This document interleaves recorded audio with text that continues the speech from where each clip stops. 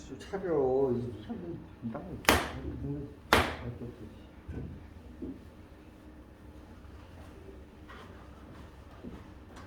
다음 볼까요? 네, 오늘의 고전은 모의고사 와도 좀 연동을 한번 해봅시다.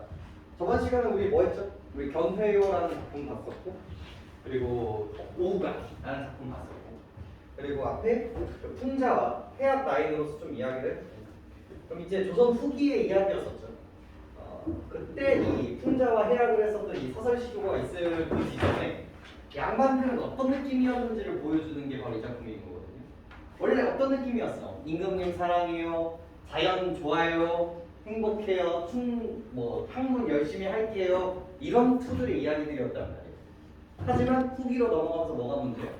이 신분제에게 논란이 시작되기 시작을 해요. 그리고 임진왜란 한 이후에 양반들도 원래 가지고 있었던 모든 것들이 다 폐허가 돼버린단 말이에요. 그러다 보니까 이제 진짜 자기가 노동을 해야 되는 거예요. 근데 할 줄 아는 게 있어 없어? 아무것도 없단 말이에요. 그러다 보니까 거기서 오는 괴리감, 가난 이런 것들을 훨씬 더 사실적이고 실제적으로 쓰기 시작합니다. 그 조선 전기의 그 4대 부들의 이야기들은 되게 추상적이었어요. 그러니까 자기의 그런 삶들을 되게 두루뭉실하게 그렸다라고 생각하시면 돼요. 근데 후기는 훨씬 더 어떤 경향들이 세다? 사실적이고 구체적인 경향들이 훨씬 더 세. 이런 것들이 이제 실학에 영향을 주기도 한데 그런 것들을 좀 보여드리고 싶어서 좀 고민을 많이 했는데 반동절곡을 했지 요거를 할지. 근데 반동절곡은 너무 길어지기 때문에 이거 해야 되는데.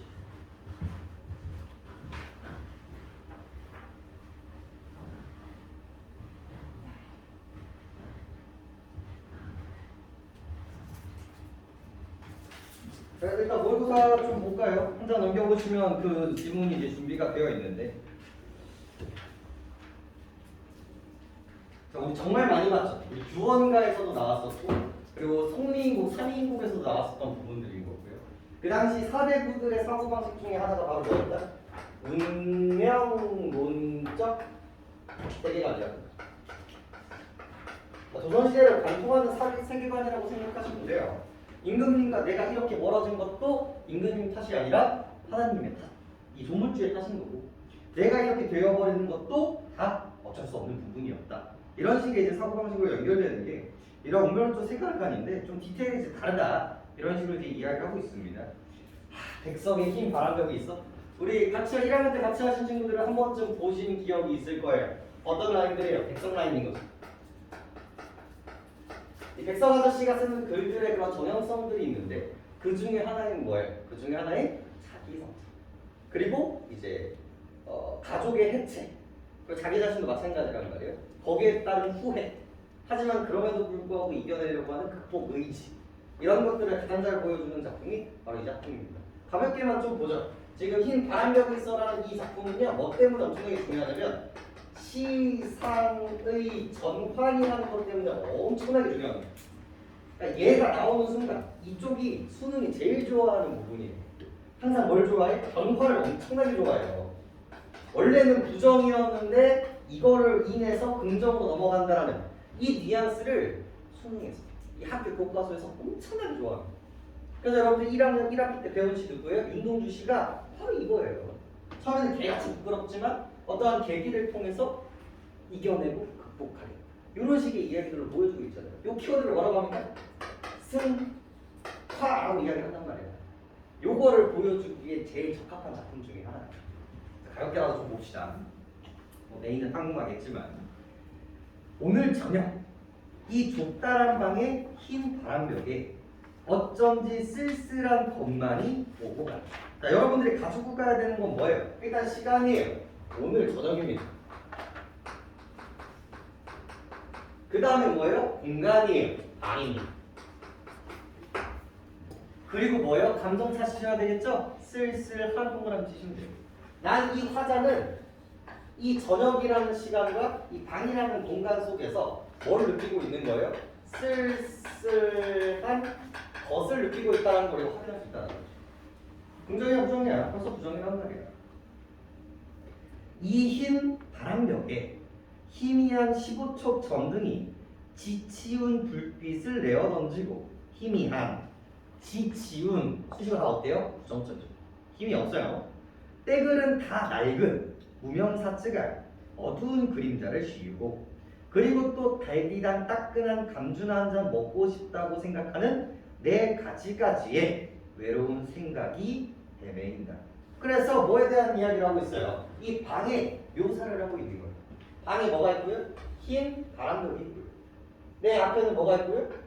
이 초가 이렇게 빛이 나고 있고요. 그죠? 그리고 따뜻한 감주가 좀 먹고 싶다 라고 하는 그 사이사이에 어떤 감정이 있대요? 동그라미 하나만 시키면 되죠? 외로운 동그라미 시키면 돼요. 지금 나의 감정 어때요? 외롭다. 외로워. 그런데 이것은 또 어린 일인가? 이 흰 바람벽에 내 가난한 늙은 어머니가 있다. 내 가난한 늙은 어머니가 이렇게 시퍼둥둥하니 추운 날인데 차디찬 물에 손은 담그고 우이며 배추를 씻고 있다. 그래서 이 바람벽, 바람이 드는 이 벽에 누가 보이고 있어요? 나의 어머니가 보이고 있어요. 그냥 어머니가 보이고 있는 거야. 생각해봐. 왜 어머니가 보일까? 내가 가만히 이러고 있었는데 왜 어머니가 보일까? 왜일까? 딱 하나밖에 없어. 그립기 때문이야. 지금 뭐하기 때문에? 부지하기 때문에 그립기 때문에. 그리고 이 시대를 생각을 해보시면 이거 언제예요? 일제강점기예요. 이 사람이 썼던 그 거미새끼에 나오는 수라라는 작품들, 그리고 이 사람이 썼었던 수많은 작품들의 여승이라는 작품들, 그런 것들을 생각하면 이 사람 내면에 뭐가 있어요? 가족 해체.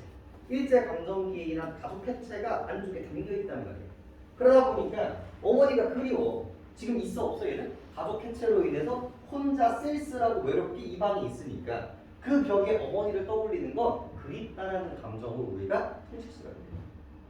이유가 다 뻔하단 말이야. 그 다음 또 내가 사랑하는 사람이 있다. 내가 사랑하는 어여쁜 사람이 어느 먼데 조용히 개포가에서 나지막 집에서 그의 지아비와 마주 앉아 대국국을 끓여놓고 저녁을 먹는다. 또 어린 것도 생겨서 옆에 끼고 저녁을 먹는다. 자, 이것도 해석이 두 가지가 있는데 일반적인 해석을 먼저 드리면 이 어머니 아래에 이제 누가 있는 거예요? 나의 아내가 있는 거고 그 옆에 누가 있어요? 남자가 있는데 이게 나인가 내가 아닌가에 따라서 장르가 조금 바뀌어요.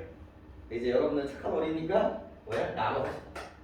나의 모습이 있고 여기에 또 누가 있어요? 아이가 있는 거예요. 즉 내가 지금 이 바람벽에서 보고 있는 건 어떤 지점이 있는 게 합리적인 해석이라는 거예요? 과거. 나의 행복했었던 회상이라고 해석을 하시는 게 일반적이라는 거죠. 과거에 내가 내 어머니와 아내와 아들 자식과 행복하게 밥을 먹었던 그 순간을 떠올리고 있는 거예요. 근데 여기서 그 옆에 그 지아비가 다른 남자라고 해석되는 순간 이제 조금 이상해지지. 그렇게 해석하기도 해요, 실제로. 근데 이거는 조금 나쁜 버전이고. 그런데 이즈마케야 어느 사이인가는 이 쓸쓸한 얼굴을 이 흰 바람벽에 내 쓸쓸한 얼굴을 쳐다보며 이러한 글자들이 지나간다. 나는 이 세상에서 가난하고 외롭고 높고 쓸쓸하니 살아가도록 태어났다. 그리고 이 세상을 살아가는데 내 가슴은 너무도 많이 뜨거운 것으로 호젓한 것으로 사랑으로 슬픔으로 자, 이거 과거 회상했어. 행복했단 말이야. 근데 지금은 있어요 없어요? 없단 말이야. 그래서 이 과거와 지금을 대조 표현을 함으로써 나의 쓸쓸함과 외로움이 지금 어떻게 돼요? 훨씬 더 부각되고 있다는 상황까지 온 거예요. 그러니까 나는 가장 이 세상에서 외롭고 나는 가장 이 세상에서 쓸쓸하고 나는 정말 뒤지겠다라고 하는 감정의 절정까지 온 거죠. 근데 이 순간 그리고 이번에는 나를 위로하는 듯이 나를 윤력하는 듯이 눈짓을 하면서 주먹질을 하면서 이런 글자들이 지나간다. 하늘이 이 세상을 내일 적에 그가 가장 귀해하고 사랑하는 것들을 모두 가난하고 외롭고 높고 쓸쓸하니 그리고 언제나 넘치는 사랑과 슬픔 속에서 살도록 만드신 것이다. 즉 내가 가장 쓸쓸하고 가장 외롭다라고 이야기를 했잖아요. 근데 이거를 어떤 식으로 받아들이고 있어요? 하늘이 사람을 내실 때 가장 사랑하는 가장 소중한 것들을 어떻게 만들었어요? 가장 쓸쓸하고 외롭게 만드는 거예요. 그래서 내가 가장 쓸쓸하고 가장 외로운 건 하늘에서 가장 사랑받기 때문인 것이고, 이게 바로 뭐라는 걸 알 수 있어요? 운명이라는 걸 우리가 확인할 수 있어요. 이런 것들이 어떻게 보면 종교적인 가치관이 조금 반영되어 있는 건데, 이런 얘기가 어디서 나왔을까? 이게 이제 예수 그리스도의 이미지가 같이 있는 거예요. 예수 그리스도 가장 사랑하는 자기 아들을 내려놓고 십자가에 못 박혀 죽음으로써 이제 우리 죄를 사해줬다. 이런 레퍼런스를 가지고 있잖아요. 그러니까 가장 사랑하는 자기 아들을 가장 끔찍하게 죽였다고. 그런 뉘앙스. 그러니까 우리가 이런 고통을 느끼고 이런 외로움을 느끼는 건 다 그 신적인 존재, 그 운명인 존재가 우리를 행복하고 우리를 사랑하기 때문에 일어나는 일들이라고 얘기를 한다는 거죠. 그리고 초생딸과 바구지꽃과 짝새와 당나귀가 그러하듯, 그리고 프란시스 샌과 도영원과 리아넬과 밀케가 그러하듯이. 이 얘기는 뭐로 퉁칠 수 있을까요? 첫 번째가 지금 나뿐만이 아니라 뭐도 똑같다라는 거예요? 자연도 똑같다라는 거야. 자연. 야, 꽃이 피면서 그냥 예쁘게만 폈을까? 아니야. 수많게 밟히고 수많은 바람에 흔들리고 비에 얻어 맞으며 가면서 핀 거란 말이에요. 즉 생명이라는 건 그런 거예요. 우리의 삶이라는 건 본질이 고통이에요, 원래. 아까 전에도 대화하면서 했었던 이야기지만, 우리는 여러분들 이게 공부가 끝이 아니에요. 대학 가면은 대학 가서 또 공부해야 되지, 또 시험 보고 있지. 저 때가 아직도 일하고 있잖아요. 그럼 나 10년 뒤에는 또 일 안 할까? 아니야. 우리 아버지도 아직도 일하시고 계신다고. 끊임없이 고통받으면서 사는 게 이 삶이란 말이에요. 근데 그게 그냥 끝인가? 아니. 애초에 태어났다라는 것 자체가, 이 세상에 태어났다는 것 자체가 의미를 부여받는 거란 말이에요. 그러니까 여기에 초점을 둔 게 아니라 어디에 초점을 둔 거야? 여기에 초점을 둔 거야, 이 사람은. 그러면서 이거를 뭐하고 있어? 이겨내고 있는 거예요.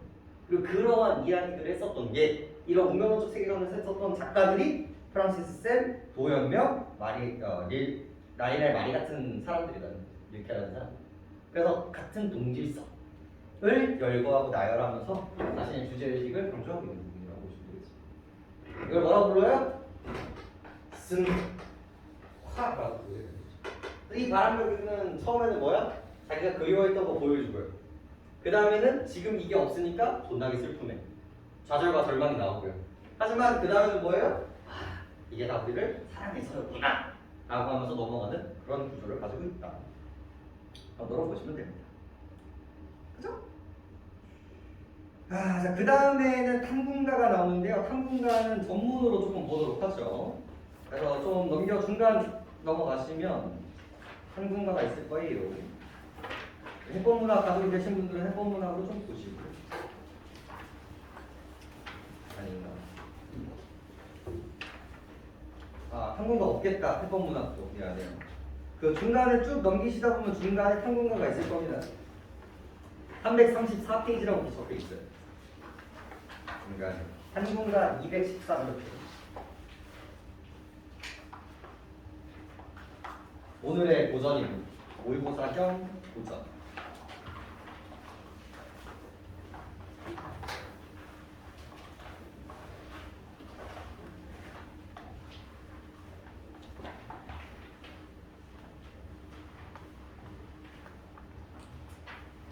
이 작품도 여러분들이 꼭 갖고 가셔야 하는 작품 중에 하나예요. 그것 때문에 첫 번째 시기는 조선 후기. 그 다음에 몰락행방. 제목에서도 알 수 있듯이 탄군, 가난을 탄식하는 노래. 양반이 자신이 가난한 것들을 실제적으로, 얘가 소도 없고 그 다음에 할 수 있는 것도 없고 자기 그런 가난한 모습을 되게 구체적으로 실제적으로 그립니다. 그래서 이런 것들을 연결을 해서 되게 구체적이다, 되게 사실적이다, 이런 키워드들이 같이 오는 작품이기도 합니다. 여러분 반드시 갖고 가셔야 하는 작품 중에 하나 보도록 하죠. 이 조선 후기 양반 가사의 이미지를 담당하고 있는 작품이에요. 일본이야, 일본. 여러분들 규방가사 1번이었죠? 3인국, 승리인국, 그 충신 연주지사 1번이란 말이야. 여기도 똑같아. 오르면 안 돼. 1번. 자, 하늘이 삼기시기를 일정 고로 하려면, 자, 하늘이 삼다. 또 나왔죠? 삼다. 우리가 어떻게 해석하기로 했죠? 이게 만들다. 하늘이 만들기를 일정하게 만드셨을 텐데 어찌하여 인생이 이대도록 고초한가? 고난스러운가? 그러니까 분명히 저 새끼는 나왔을 때랑 똑같이 태어났을 텐데 왜 내 인생만 이렇게 힘든가? 삼순구식을 얻거나 못 얻거나. 자, 얘는 좀 갖고 갑시다.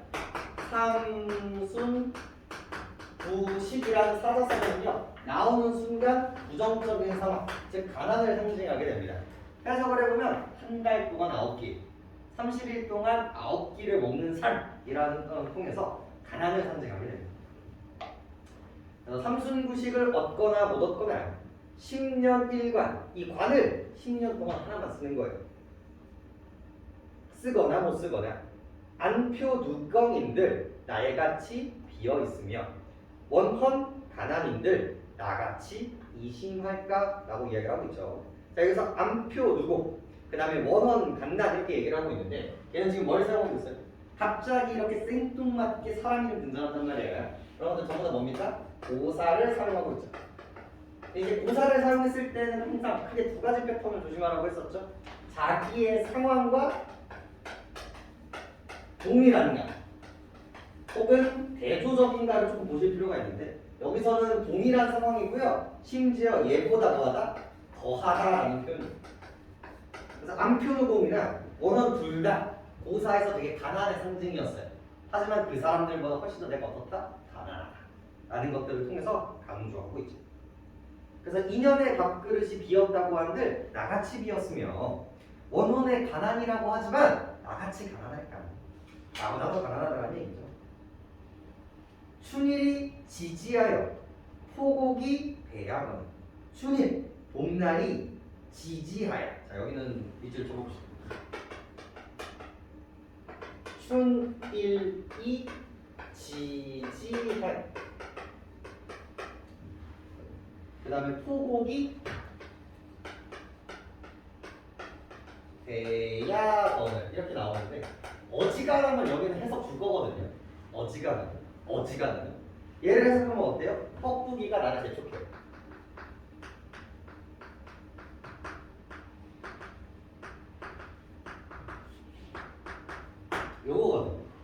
요거는 통째로 기억해 두세요. 얘가 패턴이에요.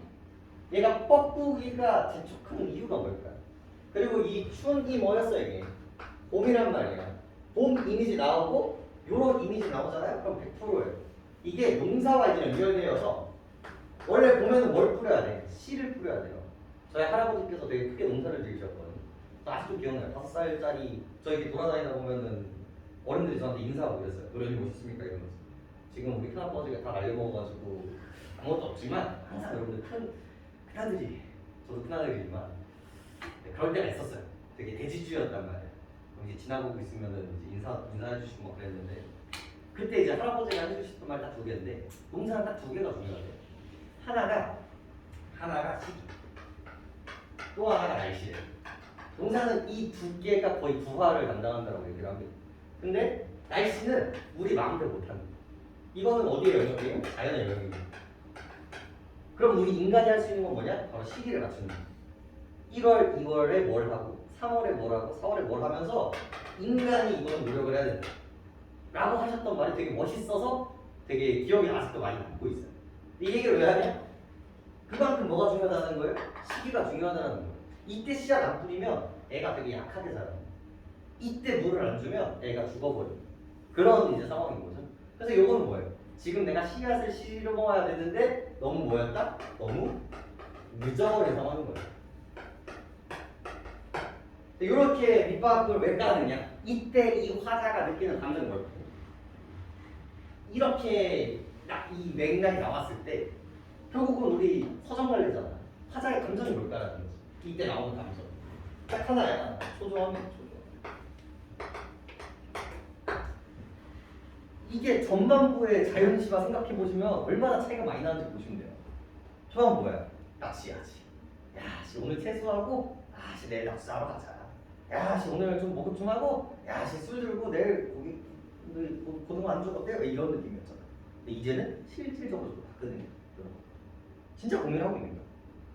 그래서 독립에 따보 없고 서사 서쪽에 있는 이웃의 호미를 얻고 너무 가난하기 때문에 자기 농기구도 없는 얻고 집 안에 들어가 씨앗을 마련하니 올 벼씨 한 말은 반이나 쥐가 먹었고 가장피 조팥은 서너 대 붙여 있거늘. 내 시는 다 어떻게 됐어? 간신히 봐봐. 농장기를 빌렸다는 말도 똑같거든요. 농장기를 이웃에게 빌림이. 얘는 두 가지예요. 하나가 농장기를 얻을 수 없을 만큼 뭐하다? 가난하다라는 거고, 이것도 뭐예요? 이미 늦었다. 농장기를 빌릴 수 있다는 건 뭐예요? 이 사람들의 농사 그 도구가 끝났다는 얘기가 똑같은 거예요. 이런 거. 이미 늦어서 간신히 했는데 쌀을 이렇게 해놓고 있었잖아. 그러다 보니까 어떻게? 더 늦은 거지 뭐예요? 쥐가 그것들을 다 파먹은 상태이고요. 간신히 뭐예요? 피, 조. 그러니까 메인 음식이 아닌 거야. 쌀이 아니라 이 조금 부스러지는 곡식들만 간신히 심는 거지. 그러다 보니까 먹을 게 있어요? 없어요? 있는. 그래서 어떤 게 나오는지 봐봐. 그래서 하나 춥고 배고픈 식구들이 이리하여 어찌 살겠느냐. 그래서 자신의 상황을 어떻게 표현하고 있어요? 엄청나게 사실적으로 묘사하고 있어요. 그리고 이 묘사를 통해서 이 화자가 느끼는 어떤 감정? 절망감, 상담감. 왜? 뭐까지 걱정하고 있어요? 이 식구들의 끼니를 걱정하고 있잖아. 모임에도 불구하고 양반임에도 불구하고. 이 감정을 잘 드러내고 있다라고 보시면 됩니다. 이런 구절에서. 이바 이웃들아, 이바 아이들아, 이바 아이들아, 아무려나 힘써 살아가. 죽은 물 상처 먹고 건더기 건져 종을 주니 눈 위에 단을 겹고 코희로 밤이 파란 분다. 여기도 되게 의미가 있는 구절이 뭐냐면요. 그래서 어떻게든 살아 먹으려고 해가지고 자기도 정말 없는 양식을 나눠줬어요. 이게 결국은 이 집안에 양반들이 있고 뭐가 있어요? 노비들이 있단 말이에요. 이런 구조란 말이에요. 근데 얘들도 결국 같이 일을 했으니까 같이 먹고 살아야 될 거 아니에요. 근데 어떻게 되고 있어요? 죽은 물은 상처 먹고 건더기를 건져 종을 줘요. 즉 물은 죽을 썼는데 물은 내가 먹고 건더기는 노비를 줬어요. 근데도 얘가 뭐를 하는 거야? 눈을 왜 그렇게 떠가 되는 거야? 노려보게 되는 거지. 그러니까 이 노비에게도 제대로 된 합당한 음식도 못 주고 있는 상황을 보여주고 있는 거고, 야 그럼에도 불구하고 노비가 눈 그렇게 뜨면 돼요 안 돼요? 안 된단 말이야. 그래서 뭐가 보여주고 있어요? 이 물란한 사회상, 이 흔들리는 이 계급차 까지도 보여주는 장면이라고 보시면 돼요. 이 구절.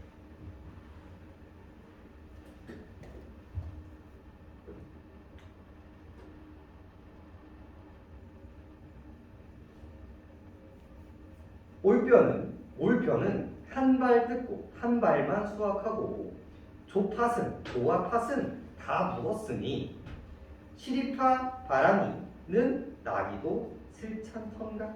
그래서 쌀이 피 바람이 드는 나기도 싫지 않던가. 이 새끼들은 나기 싫지도 않나? 즉 원래 피와 쌀과 이런 것들이 있어야 되는데 자꾸 뭐만 나는 거야? 잡초만 졸라 많이 나왔다는 뜻이에요. 야씨 나는 것도 싫지 않냐? 즉 너무 많이 나와서 이 새끼들 좀 안 나왔으면 좋겠네. 이런 식의 생각을 하고 있는 거죠. 그 다음도 중요하네요. 환자 장리는 무엇으로 장만하며 요역 공부는 어찌하여 차려내고. 환자 장리, 요역, 공부 전부 다 이 사람이 갚아야 되는 돈을 의미하는데, 환자 장리는 이제 빚졌으니까 거기에 대한 이자를 갚아야 되는 거고요. 그다음에 요역 공부는요, 원래 남자로 태어나면 두 가지 일을 해야 되거든요. 하나가 이제 병역의 의무, 또 하나가 이제 납세 의무를 해야 되는데 이것들을 그냥 쌀과 비단으로 퉁칠 수 있었어요. 그러니까 이거를 퉁치면 군대를 안 가도 됐던 거예요. 근데 못 내면 어때? 끌려가가지고 군대 징집을 하거나 아니면 성 같은 거 쌓여있는 노역을 했었어야 된단 말이에요. 몸으로 때렸었어야 돼. 그러니까 이거는 갚을 방법이 없는 거지. 예전에는 이제 양반이면 가지 않았지. 왜? 그것들을 나라에서 준 노포, 나라에서 준 땅의 생산물로서 대체를 했었는데 지금 돼 안 돼? 안 돼. 가능하지. 그 다음 여러 가지로 백기사지로 생각해 보니까 견일성이 전혀 없다. 장초, 무지를 불어하여 어찌하겠는가. 자, 장초가 아무 걱정 모르는 것을 부러워하여 어찌하겠는가.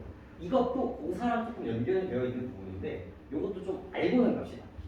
장초를 부러워하여 무엇 하겠느냐. 이거는 가난뿐만이 아니라 되게 고민이 많은 양반들한테 되게 많이 나오는 패턴 중에 하나예요. 실제로 수능에도 한번 나온 패턴 중에 하나입니다. 얘가 우리 신하들은 항상 걱정이 많아요. 어떤 걱정? 우리 임금님 걱정일 수도 있고요. 이 간신에 대한 걱정일 수도 있고요. 효에 대한 걱정일 수도 있고요. 자연으로 들어가지 못하는 거에 대한 걱정일 수도 있고요. 얘 같은 경우는 뭐에 대한 걱정이요? 가난한 삶에 대한 걱정이라는 걸 볼 수가 있어요. 근데 이제 걱정을 하면서 이렇게 막 지나가고 있는데 뭐가 보이는 거예요?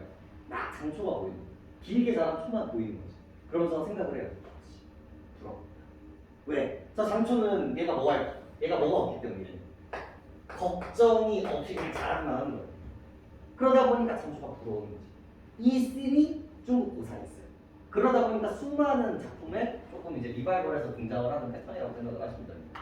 그래서 장초를 부러워하여 무엇하겠느냐라 라는 뜻은 뭐예요? 걱정이 내가 겁나게 나타나는 뜻과 똑같아요. 그래서 이것도 패턴적으로 조금 기억해 주실 구절이라고 생각하시면 됩니다. 수능에서는요 이쪽이 나왔어요. 병자호란 때문에 세자가 잡혀 들어갔단 말이야. 그러니까 이 노신의 마음에는 뭐가 있겠어? 근심 걱정이 가득한 거야. 우리 세자조화가 송나라 가가지고 죽으면 어떡하지? 이런 거. 그러니까 이 누구를 부러워하고 있는 거야? 비 내리면서 막 자라나고 있는 장초를 부러워한다. 라는 구조가 수능에서도 한번 등장할 수 있습니다. 패턴을 조금 기억해 두실 필요가 있겠죠. 그 다음 보죠.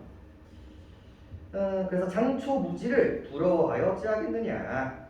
자, 시절이 풍년인들 지엄이 배부르며 겨울을 덥자 한들 몸을 어이 가리울고 기저도 쓸데없이 공벽에 깨쳐있고 걸려있고 부중 시루속도 버려두니 붉은 빛이 다 되었다.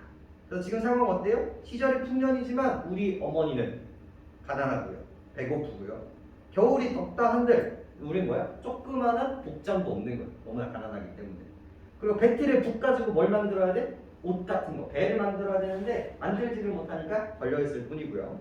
시루솥 여기다가 떡지고 쌀지고 해야 되는데 못 쓰기 때문에 옷만 실어갖고 있습니다.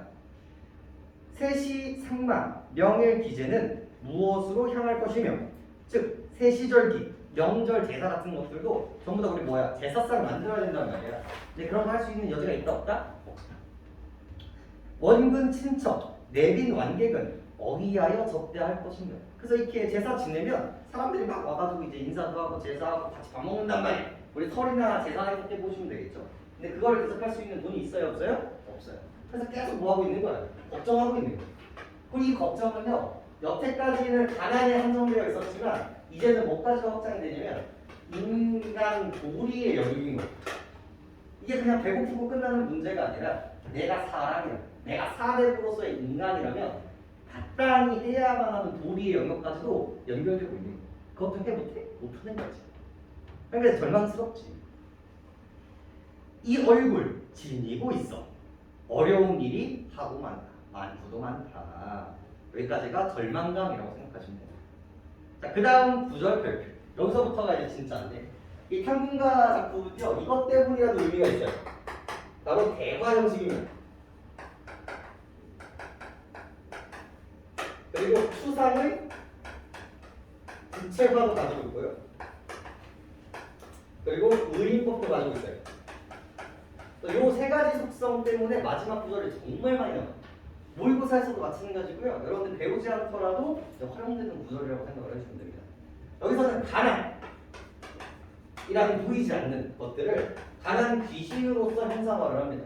그리고 얘를 의인법으로 때려가면서 이제 화자와 이 가난 귀신이 대화하는 형식으로 글을 전개하고 있어요. 중요하죠. 요 구절, 앞 구절은 조금 난해할 수 있지만 요 구절만큼은 반드시 갖고 가셔야 됩니다.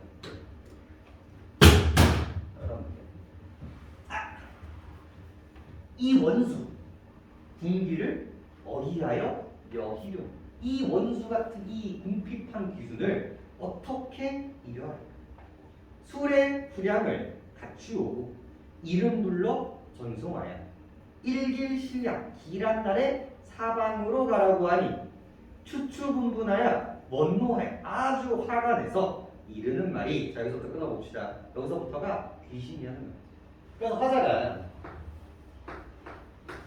하도 힘들다 보니까 조선시대니까 성투를 풀어보겠지. 하도 이제 귀신을 또 너무 가난하다 보니까 뭘 차려요? 제사장을 차린 거예요. 그 가난한 와중에서도 제사상을 하나 차린 거예요. 이렇게 떠놓고 제발 가난한 꺼져라! 하고 이야기를 하는 거예요. 그러니까 이제 뭐가 뾰로롱 하고 나오는 거야? 가난 귀신이 뾰로롱 하고 튀어나오는 거예요. 가난 귀신이니까 이런 거예요. 가난 귀신이 이러고 튀어나오는 거예요. 그러면서 이제 대사를 칩니다. 그러니까 인용이면서도 대화체입니다. 여기 부분.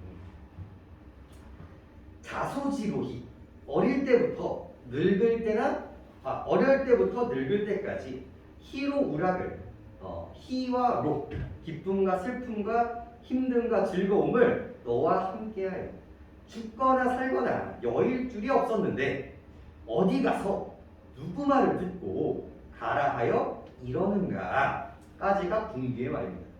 우는 듯 꾸짖는 듯 온가지로 공격하는 나한테 꾸짖거늘 돌이켜 생각해보니 네 말보다 옳도다. 그러면서 얘가 나와서 얘가 얘기를 하는 거야. 야, 내가 너 태어나서 지금 늙을 때까지 너와 뭐 했다? 함께 했다. 세상은 다 버렸지만 나는 너와 함께 했다. 도대체 어디 가서 어떤 말을 듣고 나한테 꺼지라고 하니? 라고 하면서 얘가 뭐를 내는 거예요? 승리를 내고 있는 거예요. 예. 그러면서 근데 웃긴 게 이분이 착해가지고 뭐야? 인정을 해. 인정. 이렇게 해버리는 거예요. 돌이켜 생각하니 네 말도 다 옳도다. 무정한 세상은 다 나를 버렸는데 너 혼자 유신하여 신의가 있어서 나를 아니 버니거들 인위로 피절하여 종께로 여기려냐. 일부러 피해서 잔꾀로 너를 이별할 수 있겠느냐. 하늘 삼긴 인의 궁을 설마 한들 어찌하리. 빈천도 내 부인이 서러워해서 무엇하겠냐. 서리법 계속 나오죠. 그래서 어떻게 하겠다? 인정했어. 그래, 이게 나의 뭐이기 때문에 운명이기 때문에 내가 그걸 어떻게 하겠다? 받아들이기. 그래서 뭐하고 체념하고 인정하는 이 운명론적 세계관을 보여주는 게 이 작품이라고 보시면. 이 마지막 하이라이트 장면 같은 경우는요, 여러분들 3학년 끝나는 순간까지 거의 한 4-5번은 보는 광경일 거예요. 기억해 주시고, 그 다음에서 여러분들 작품을 보시면 알겠지만 대화체가 진짜 별로 많이 안 나요. 고전에서 되게 드물어요. 그러다 보니까 좀 챙겨가실 필요가 있어요.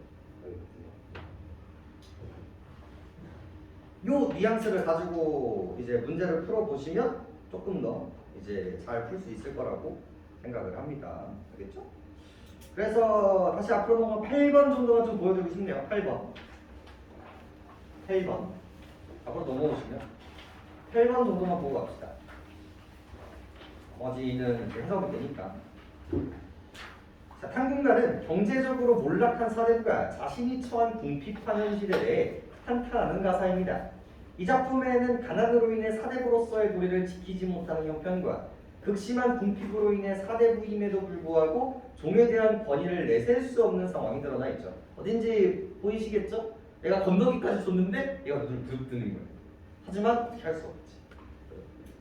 이와 함께 경제적 무능력으로 인해 가난에서 벗어나지 못하고 이를 수용할 수밖에 없는 처지 등이 잘 나타나 있습니다.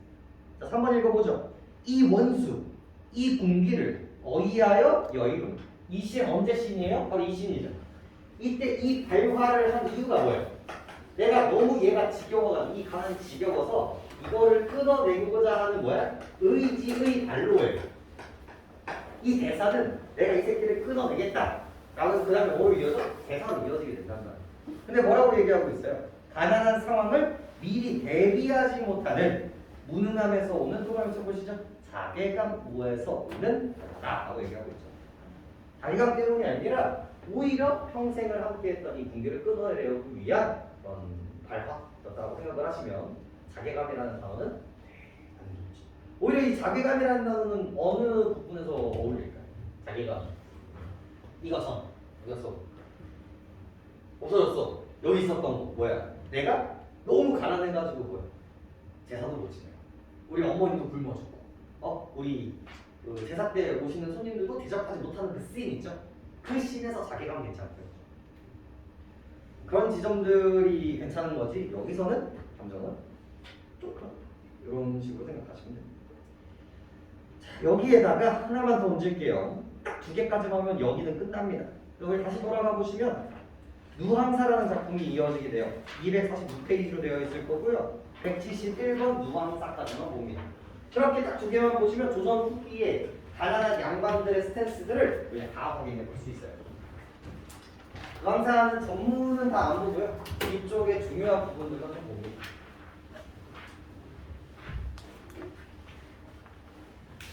여기도 얼마나 패턴이 동일하게 등장하는지 한번 보죠.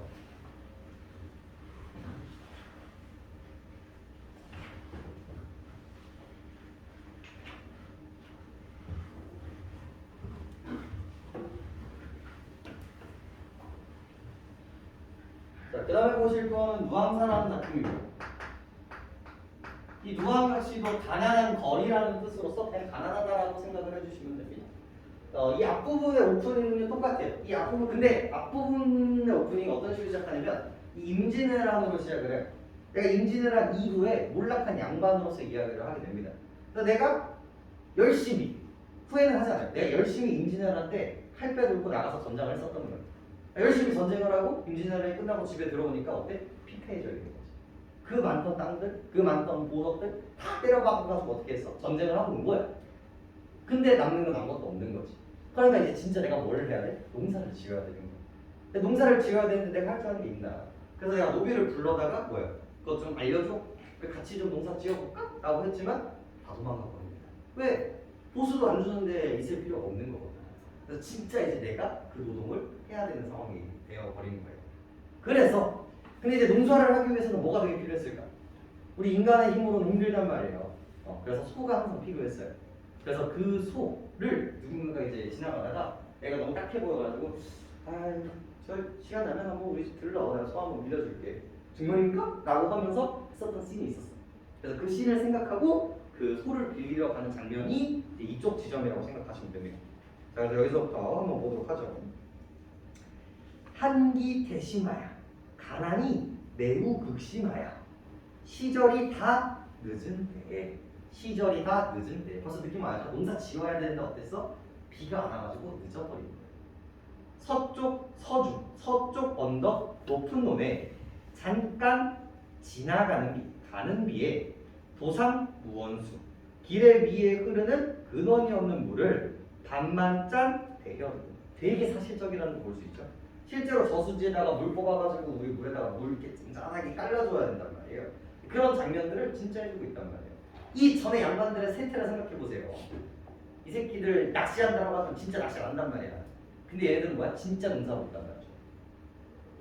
소한적 주마 엄섬이 하는 말씀 친절하라 여긴쯤에 달없는 황혼에 허위허위 가서 굳게 닫힌 문 밖에 아득히 혼자 서서 큰 기침 아하미를 안구토록 한 후에 여기서 끊어볼까요? 그래서 뭐야? 그때 잠깐 소 빌려줬다라고 했었던 사람을 떠올리고 거기 가서 뭐 하는 거야?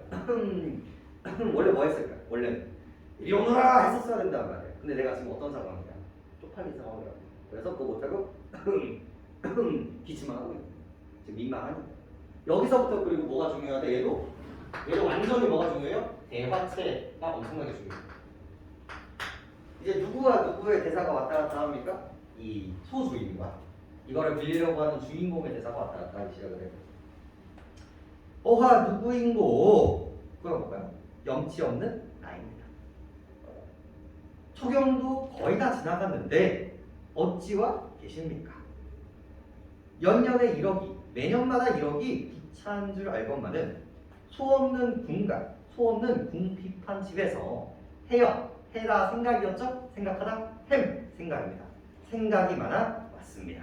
자 그러면서 이제 주인이 얘기를 하는데 공짜나 값이나 주엄직도 하다가 내가 무료로 빌려줄 수도 있고 조금 돈을 받아서 빌려줄 수도 있는데 그럴 수도 있는데 다만 어젯밤에 건넨 저 사람이 목 붉은 쑥가치를 옥지읍게 구워내고 간 익은 삼해주를 취하도록 권하거늘 이러한 은혜를 아니 갚고 어떻게 하겠는고 내일로 주마하고 큰 언약을 해왔거든 신략 약속을 잃는 것이 미편 편하지 아니하니 사설 말씀드리기가 어렵습니다.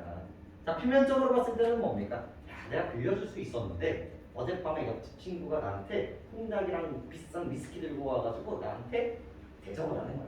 그래서 내가 내일 빌려주기로 약속을 해가지고 너한테 빌려주기가 조금 어려워. 인 거거든요. 근데 내면적인 이야기는 뭘까요? 이 새끼가 좀 눈치 좀 챙겨. 어디 또 맨몸으로 와가지고 맨입으로 그렇게 가져갈 거야? 라고 눈치를 주고 있는 상황이라고 보시면 돼요. 근데 엄청 쪽팔린 거죠. 얘 양반이란 말이야. 근데 양반인데 이런 취급을 받는다? 옛날에 있을 수도 없었던 일이란 말이에요. 그래서 이 대화를 통해서 쪽팔리는 장면을 내가 사실적으로 그려낸 거예요. 이런 작품이 없었어요. 이 전까지만 하더라도. 근데 이걸 이제 보여주고 있는 거죠.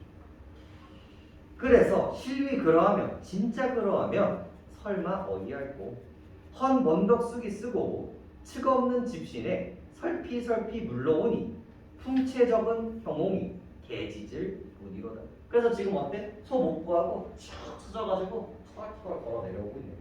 그 장면을 보면서 개가 짖을 뿐인 거예요. 양반임에도 불구하고 개소리를 들을 만큼 축 처져 있는 상황을 생각해 보시죠. 넘겨보시죠. 248페이지. 자, 이 지점도 엄청 중요해요. 어떻게 패턴화가 되어 있는지 한번 볼게요. 와실로 들어간들 잠이 와서 누웠겠느냐. 그래서 내가 이렇게 집 빌리러 갔다가 집으로 돌아왔단 말이에요. 그래서 내가 여기 들어와서 누웠는데 잠이 들어 누웠겠느냐? 인 거죠. 진짜 잠이 들어서 누웠겠어? 아니. 지금 뭐야? 근심도 너무나 많고 걱정도 너무 많은데 할 수 있는 게 있어요 없어요? 아무것도 없단 말이에요. 북창을 비껴 앉아 세배를 기다리니 무정한 대승은 아니하늘 복구는구나. 또 나와요. 무정한 대승.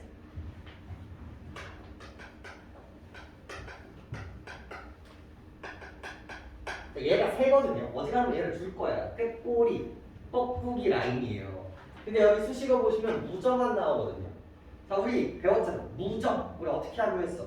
무정한 달빛 나오면 이제 좋은 거야, 나쁜 거야? 좋은 거였어. 걔가 욕심이 없는 거였거든. 욕심 없는 달빛. 자연 속에서 속세에 대한 욕심이 없다라는 뜻으로서 무정을 쓰인단 말이야. 근데 여기서 이거 나오면 그냥 이상하단 말이야. 욕심 없는 대승? 이상하단 말이에요. 여기서는 뭐예요? 얘는 매정한 거예요. 진짜 매정해. 그럼 왜 매정할까? 원래 나는 얘 소리가 들리지 않길 바랬어.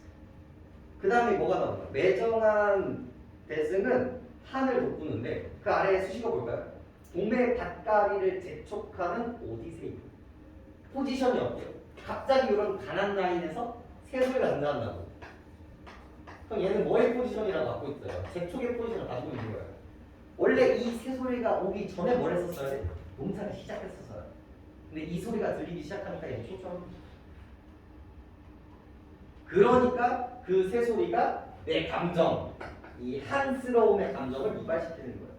그러다 보니까 얘가 그러니까 객관적 상관관계가 되는 거죠. 야, 이거 감정이입이라고 하면 큰일 난다. 이게 내 감정이야?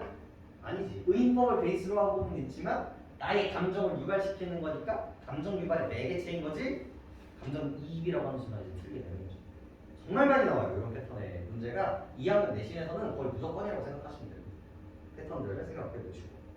그 다음 종조주창하여 먼들을 바라보니. 종조주창 한번 볼까요? 종조주창.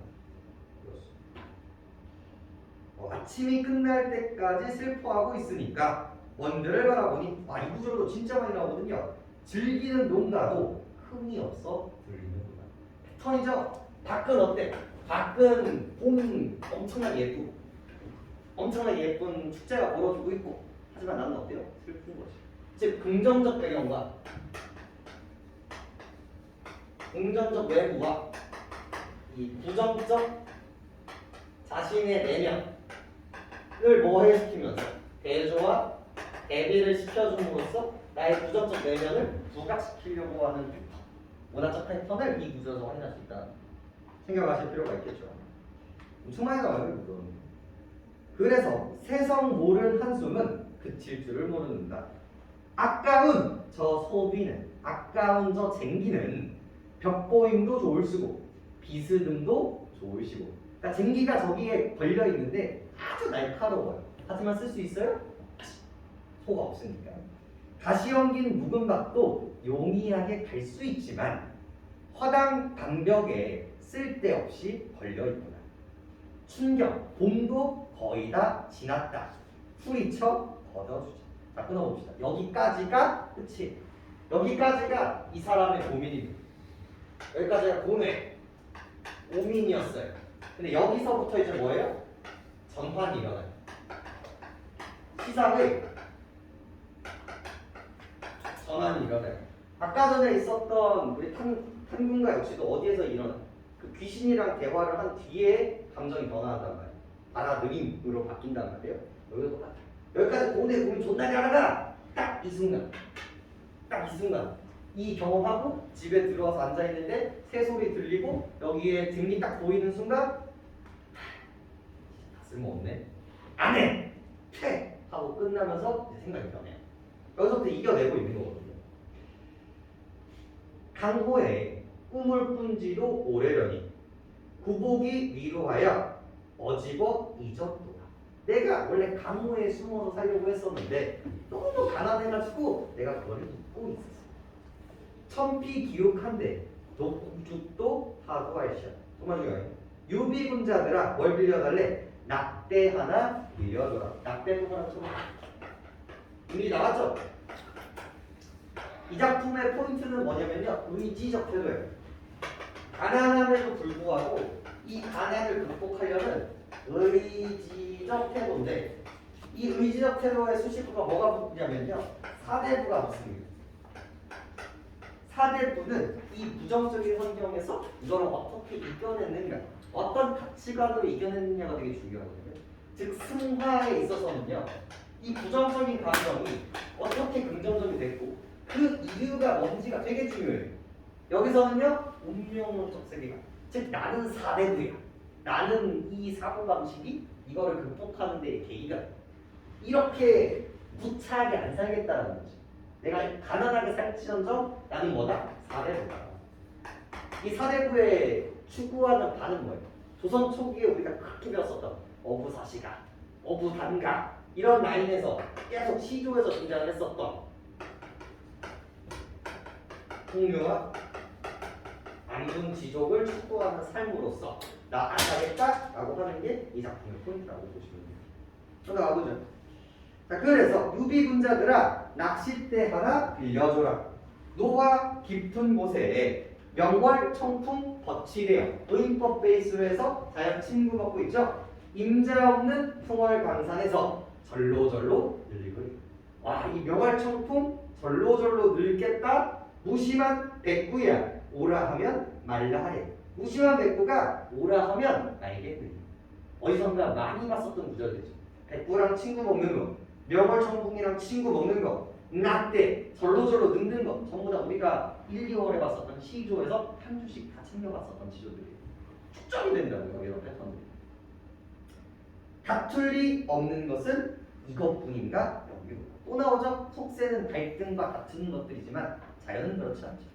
그런 패턴들을 챙겨보지. 무상한 이내 몸에 무슨 자취 있겠냐마는 두세 이런 반론을 다 묵혀 거들고 오시면 있으면 주기요. 없으면 굴물만정. 남의 집 남의 것은 전혀 부러워 말겠고요. 압니다. 그죠? 내 빈천 슬피 여겨 손을 해다 물러가며 남의 무기를 불리 여겨 손을 치다 나가오려. 얘도 또 뭐예요? 추상의 구체화를 하고 있어요. 아까 전에 군기 귀신을 구체화한 것처럼요. 얘도 가난과 부를요 구체화하고 있습니다. 그래서 내 가난을 내가 저로 꺼줘 라고 한다고 물러가며 저기 있는 부를 내가 이리 오라고 한들 오겠냐고요 라고 물어보고 있고요. 서리법을 하고 있는 거죠. 인간의 어느 일이 명밖에 생겼어요.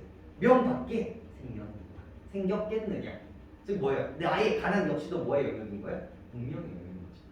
그래서 운명은 저 세계가 아닌 거예요. 이런 부분들. 빈이 무언을 어렵다 하건만을 내 생에 이러한데 서론 뜻이 없노매라. 자, 빈이 무언 가난을 원망하지 않는다라는 감정이고요. 이 작품을 관통하는 주제 의식을 하나 찾으라고 하면 이 빈이 무언을 찾아주시면 됩니다. 가난하지만 원망하지 않아요. 나는 원망하지 않아요. 왜? 이거 다 운명이거든. 반사표음을 이도 좋기 여기노라. 반사표음은 별 5개죠. 정말 많이 나오는 사자성어예요. 대나무로 만든 밥그릇에 담은 밥과 표주부에 든 물, 즉 청빈하고 막한 삶을 족하게 여기로다. 평생에 한 뜻이 온토에는 없노예요. 여기 별 5개입니다. 여기서 진짜 많이 나오거든요. 근데 해석이 안 돼서 틀려요. 근데 맥락적으로 여러분들이 그러니까 센스가 있는 학생들, 좀 재능이 있다는 학생들은 이거를 어떻게 맥락을 보냐면 딱 봤을 때 평생의 뜻이 온토에는 없대. 그럼 온토는 좋은 걸까 나쁜 걸까? 나쁜 거라는 걸 우리가 추측해낼 수 있어요. 근데 우리가 이 자연, 조화, 속세, 실어의 관점에서 봤을 때 그럼 이 온토는 자연이겠니? 속세겠니에 대한 물음으로 이어지게 되는 거예요. 그러니까 나쁜 거라고 했으니까 어디 거야? 이쪽고 얘가 따뜻한 옷과 음식이 그래서 이게 속세적 가치라고 생각을 하시면 돼요. 이 온포라는 거. 그래서 여기에 뜻을 둔다 안 둔다? 둔다. 그래서 이제 만흥에서 나오는 수많은 뭐 삼공이라든지 만승이라든지 붉은 먼지를 상징하는 홍진이라든지 인세라든지 부기 공명이라든지 이런 작품들을 배우는 순간 이 구절이 그냥 튀어나오는 거예요. 안 배우더라도. 근데 이렇게 나오면 해석이 안 돼서 틀리는 거예요.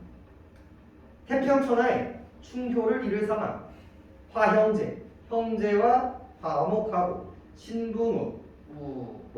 친구와 우정이 넘치고 외다합이 누구 있어요?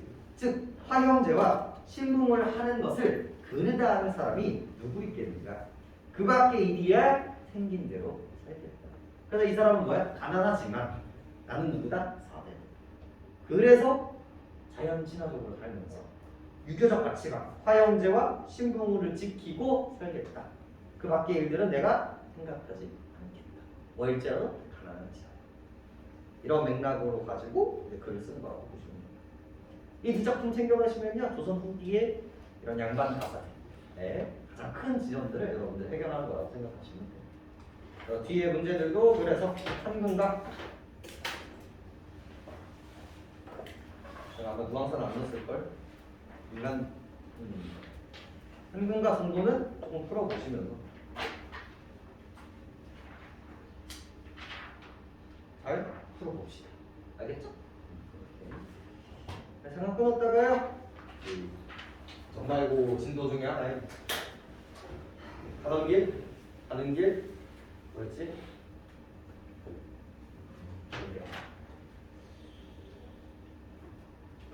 가는 길 이 작품 가볍게 보고요. 김서울 아저씨의 시상들을 조금 연결해서 좀 보도록 합시다.